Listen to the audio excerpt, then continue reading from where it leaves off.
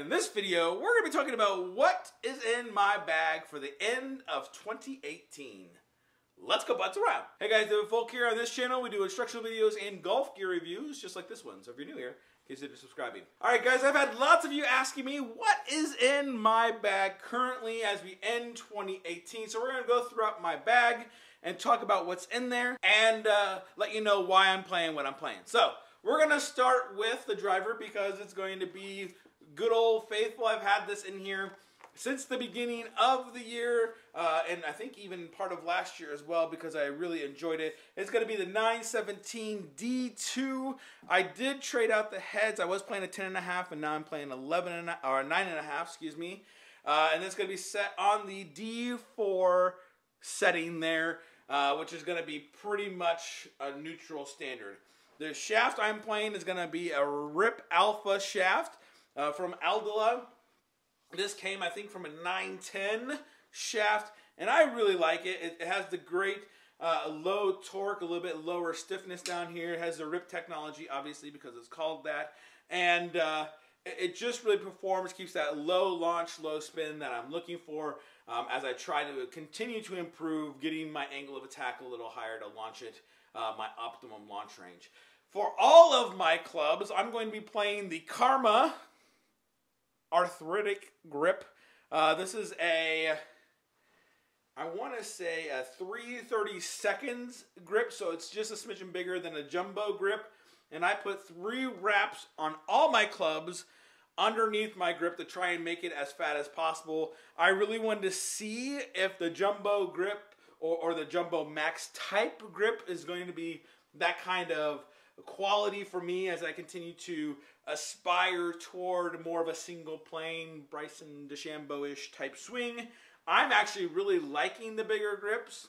Can I tell a difference? Not necessarily, but I like them. I like the bigger grips. These grips themselves, I put them on kind of the beginning of the year, the first third of the year.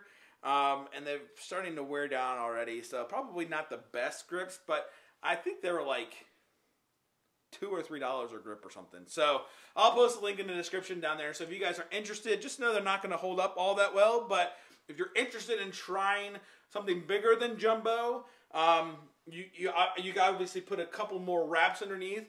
I didn't know if I could put more than 3 wraps on all my clubs, so I started with 3 wraps, and I think that I got to put more on there if I wanted to. So next time I might go with like 5 wraps or so and see how I can get it on there. If you guys switch your own grips and put 5 wraps, let me know. I'd be curious to hear.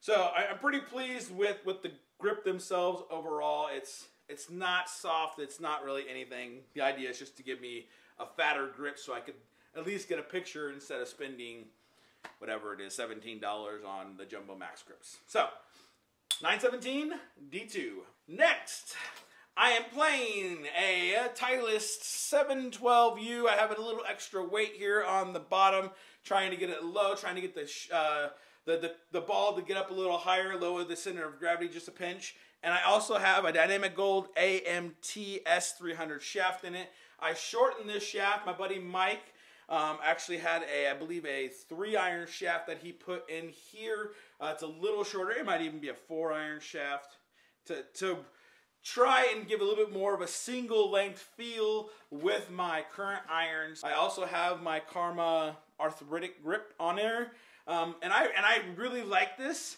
I am interested in other utility irons, but right now I like the shape of it. It's a little bit more squatty, a little bit more thin on the top line. Overall, it's performing really well. It does exactly what I want to do. I can shape the shot. I can hit it low. I can hit it high. I can do all sorts of stuff. So I'm really happy with the 712U utility iron, and so that's why it's still in my bag. All my irons are going to be the Penhawk single-length irons that I received to demo earlier this season, which I'll post in the corner up here so that you guys can take a look and follow and see kind of how it performs. This is going to be the 4-iron. This is a 20 degrees. All of them have the FST 115 shafts in them. I did not change out this grip because I don't use this club. With this utility iron, I have a tendency to overdraw it, It just something wants me to kind of close that face much more and than my other irons. I haven't really tinkered with this to put weights on the toe to try and keep the face from closing. You know, get a nice approach shot that I'm lower than the green. I might pull this out just to try and get a nice high ball flight. I actually have issues thinning this. And just the weighting of this with how heavy the club head is versus my irons, it just kind of throws me off sometimes. So I haven't really practiced enough with this to see if it wants to stay in my bag or not, but I love the idea of a 4 hybrid as a single length iron. So it's one of those that I keep in my bag because I have 14 clubs with this, and it comes in handy maybe once every 7-10 rounds or so, and I'm trying to pull off a shot that may need a little bit more height than my 4 iron here.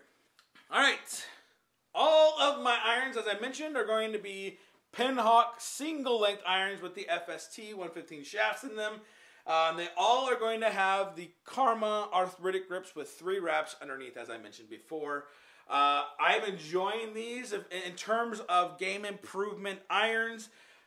I like what Pinhawk is doing. I like the fact that every club is the same lie angle. Every club is the same length. Every club has the same offset. So literally, the only thing that is going to be different is going to be the loft of the face. In the 4 iron, you can see the 3 millimeters offset isn't actually too bad. It actually looks pretty gameable in terms of more of an advanced or more of a quality player. Obviously, it's going to have a thicker sole. The top line is going to be thicker as well. It's a game improvement club. You can see that it has a huge cut cavity in there as well. But I'm happy with these guys. With that, I mean, you can even see, let me pull out my pitching wedge here. This is where you start to notice the offset big time. My pitching wedge, you can see there's the 3 millimeter offset right there. But again, the sole isn't too bad. They start kind of grinding off the sole a little bit more than, let's say, other variable length irons. So you start seeing a little bit more of a sole cutting grind. So you're going to have a little bit more of a leading edge there.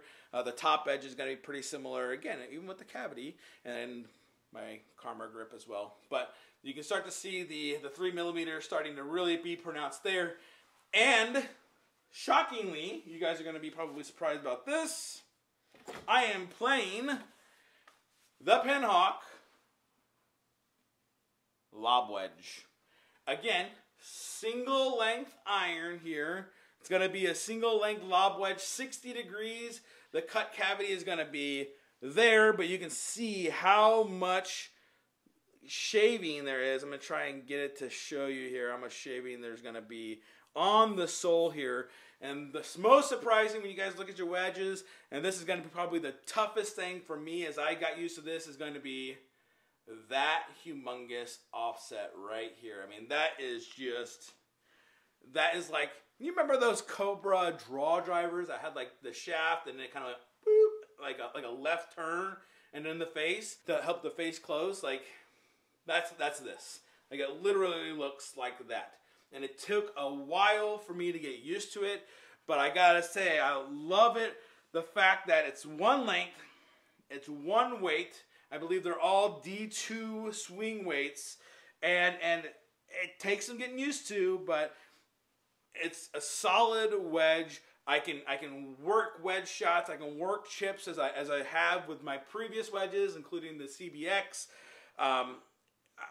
It's very versatile. I can open it up. I can close the face. I can hit a normal chip shot, and it's a 7 length. So I'm seeing the benefits of having one length from 4 iron all the way through my wedges, and I'm seeing the benefits in my score. So the question most often I get when I'm playing these one lengths is, how do they compare to the F8s? I'll post a link up here so you guys can take a look at the F8s and the Pinhawks to see how they compare in terms of numbers when I did my review for both the 5 iron, 7 iron, and 9 iron. So you can see the numbers I got with the F8s, the numbers I got with these, and which one may or may not be better. For game improvement sets, if you're looking for the most bang for your buck, these guys, I don't think you can go wrong. I know a couple of you bought these previously. So let me know in the comments below. Are you satisfied? Are you happy with your purchase with the Pinhawks? Post those down below. Look forward to hearing from you. Next in my bag is going to be the putter. And my putter is going to be the Scotty Cameron X7M. And this is going to be a 34-inch putter. I've been really happy. I was really looking at the X7, the one that had the weights on the end. But I saw this on 3 balls and I couldn't pass it up. And I couldn't be much happier than how it performs currently. The issue with my D202 wasn't the pacing. I felt like I had just as good a pacing as I do with this. My distance was great. It was really the line. I just didn't have confidence that when I putted the ball, I was going to stay on line. I was going to putt it square and hit it on the line that I wanted it on so that it would have the right pacing to go in the hole. So that's what I found with this. It gives me a little bit more confidence. When I hit it a little on the heel, a little on the toe, it doesn't open or close as much. As I pull it back, it's a little bit more face balanced, so I feel like I can pull it back and through, and it's going to be a little bit more square than my Newport D202. So she's benched right here, which makes me sad, but because she's had a special relationship with me since I bought her. I actually bought her new way back when she came out. So I'm a little sad, but we visit every now and then. We may play maybe a round or two here and there, but this guy is going to be the one that's my gamer. Next is going to be my accessories. I got a couple of things. I have a couple of alignment sticks here, and I found these on eBay, and I can't even remember what they're called. I'll look and see if I can find them on Amazon for you guys. These sticks are actually able to be taken apart and fold up nice and neat here, and I like these. I use these with my golf kids because you can do multiple things with them. You can take them and stick them in the ground like this, so you can help with maybe putting alignment. You can also help with maybe the right distance of stance, so you can put them in an A-frame and stick them there, so you have the right distance for different things like putting or chipping or drivers, so you can have the right one without trying to manipulate it. Obviously, you can do this, which I don't know what you do that for, but you can stick them in the ground. I have 2 of them, so there are lots of factors you can do with them. Put them on the ground, make the tees for the right positioning and all that good stuff. The thing is that they wiggle a little bit, which I don't know. It's more, I guess, it's preference, I guess. It has no effect or bearing on how well they perform or not because you're not swinging them around, but it just sounds funky. And when you put them in your bag, it's a little like that. So there are times where I undo them and I'll stick them in the side of my bag so that I don't hear them rattle around. But most of the time, I don't care. Then we move on to my swing weight. This is like the orange whip, which I was too cheap to go out and buy the orange whip because it was $125 or something like that.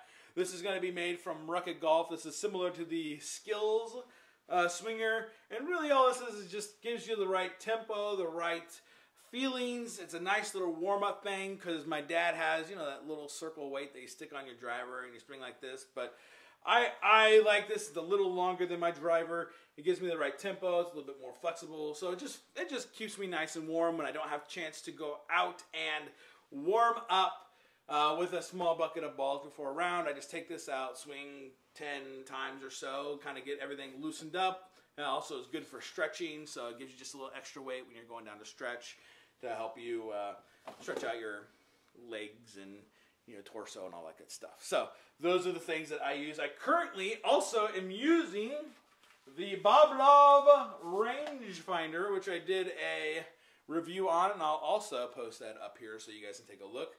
You know, I've been impressed with this. It's not, like I said in the review, it's not the quality of Leopold, but I took my Leopold out of my bag and just haven't put it in because I've been using this, and it works fine. Like, I've used it probably another 5-6 rounds or so, and the battery is still good. If you guys have purchased one, let me know what you think. I'm happy with it, right? It's performing. It's lightweight. It's easy to use. You know, it's 6 times magnification, Jolt technology thingy. I mean, it's overall, I'm happy with it. So that's why why I haven't moved back to my Leopold, because it was there and it works. Gloves. I'm currently using my old school. I found some old school gloves. I don't know if you care about gloves or not. These are Mizuno gloves. I like Mizuno gloves. I also have some Weather Softs that I'm playing. And maybe we'll do some glove reviews and whatnot, so you guys can take a look at which gloves are the best gloves and how fast do they wear and whatnot. As you can see, I have some wearing going on. Weather Soft, to me, it's okay. I'm too cheap to go out and buy the $30 gloves because I wear holes in them so quickly. But it's okay. I like the Mizuno gloves, like I mentioned before, more than these guys. It feels good, but you know, these were free from a golf scramble that I got, so they do the trick. And probably the most important accessory that I use on my golf game are going to be the martini tees. You know what they say, if you do the martini twist, which is you put it 20 degrees at an angle, as you tee off, you could gain 5 to 10 more yards, which, I don't know. I do it all the time, and all my people that I play with are like, what are you doing? And I'm like, I'm getting 5 to 10 more yards. So I stick it in there, and it actually stays really well, but it's really crazy to think about as you start. You know, I have my friends try it out, and they take the martini tee, and they stick it in at 20 degrees, and they're like, dude, this is trippy. Like, it's not straight up and down. You have to, it takes some getting used to look at a tee at an angle where your ball is at, and know to hit the ball here and not back here where your tee is stuck into the ground. That takes some getting used to, but I enjoy the martini tee only because it's a little different than, let's say, something like this, which is going to be plain and unexciting. I mean, they are fairly expensive. I think they're like $1 a tee, but I must say I've never broken one of these. I've never even seen like a wear mark in terms of like it's starting to get stressed when I hit it. So wooden tees I can break, you know, maybe 3 around, but these guys, no problems. Even on like hard ground, you stick it in and off it goes. And that may be because of the martini twist, because it's already at an angle. When a club comes in, it might just shoot like this instead of bending it that way. I don't know. But martini tees, something I totally would recommend. It's a great little stocking stuffer if you guys are looking at it. Do you get 5 to 10 more yards? Probably not. But it's something to talk about. It's something that's unique and fun. So guys, that is what's in my bag for the end of 2018. Let me know if you have any questions. I'll post all this in the description so you guys can take a look. See if you want to check out anything on Amazon or eBay. Let me know if you have any questions, any comments. If you're playing any of this and you're like, yes, or you've gone away. I know a couple of you had, especially Lefty SoCal golfer. He has moved away from the 917. He was faithful like me and has betrayed the 917 clan to move to the TS3, which I'm going to have to try out now. And hopefully I don't have to figure out how to spend $550 to buy one. Anyway, let me know what you think. Let me know if you have questions. Post what you think. If you have tried any of these out, look forward to hearing from you. And of course, while you're down there, go ahead, hit that subscribe button. Give us a thumbs up. Thanks for watching, and we'll chat with you next time.